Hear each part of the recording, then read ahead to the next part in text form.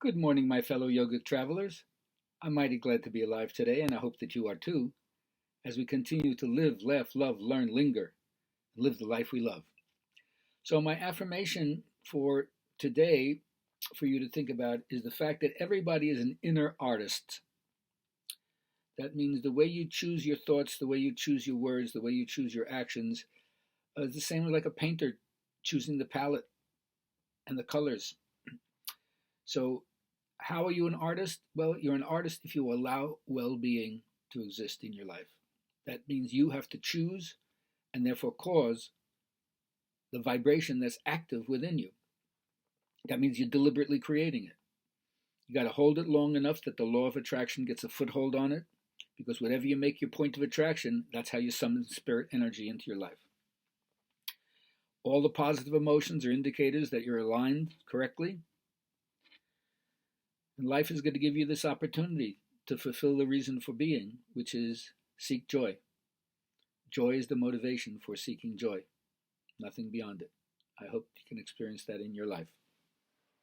Today, I want to talk about one of my Dharma rants about yoga as mythology. Remember, it has to be mystical, cosmological, sociological, and pedagogical, according to Joseph Campbell. But it also has to be transparent to something that's transcendent, that the images in the story have to take you beyond. All the old traditions, every act they did was mythologized. It was connected to some bigger story. It wasn't left just for the individual to figure it out for themselves. And these stories help your own psyche analyze the tasks that you have in front of you, whether you have to do descending work to go down to what was, or whether or not you have to do ascending work to go into new spiritual frontiers, new knowledge that you've never tapped before. Now, of course, when you look at all the old stories, you find out that there isn't one through line, but there's symbols that you recognize as exactly the same, if not very similar, to what other cultures in different historical time periods or geographical locations have put out. You only see the folk idea, how it's expressed locally. But through that, you see the elementary idea, the big picture, the universal, invisible, abstract idea that's being expressed. So I always like to say that mythology is like the North Star. It isn't true north because below the equator you can't see Polaris, but when you're north of the equator, millions of navigators through history will attest to its practical and functional effectiveness as using it as a point from which you can navigate, triangulate, and learn where you want to go. So that's what myth is to me. It's a steady star by which you can understand how to navigate your role in life. Now, myth doesn't teach dogma or certainty.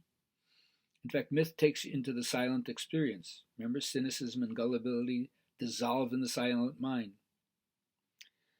And then it also makes you understand, because of its metaphor, the meaning of scriptures.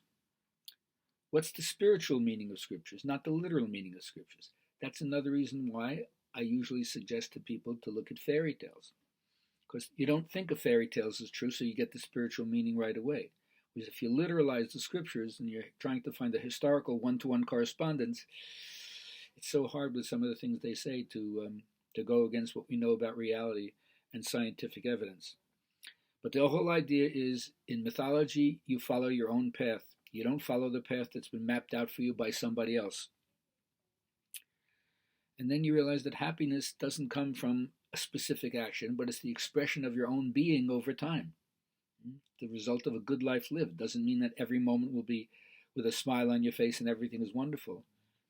But in general, you've learned to awaken to your own true, free self-expression. So the challenge is always to find these deeper and greater powers within ourselves. And your response to life by finding this is a greater amplification of your own consciousness and your relationships with everything. So this new level of understanding, that is the ultimate creative act. And to face the fear of being criticized or sticking your neck out or trying something completely new.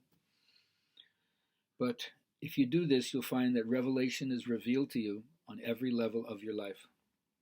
So let go of the old child metaphor, which keeps you in a mode of dependence, and step into the maturity of your masculine or feminine or non-binary self It doesn't matter. The attributes of personality are the same regardless of how you choose to define yourself or identify yourself, which is equanimity and peace, compassion, love, joy, and always acknowledging that we are one so that we can restore to the secular world spirituality which binds us all and which for many people is so barren. So remember, the darker recesses are always with us. We have to learn to navigate in the dark, but most importantly, spirituality is the bouquet of natural life, not a supernatural grace added unto it. May you find that truth.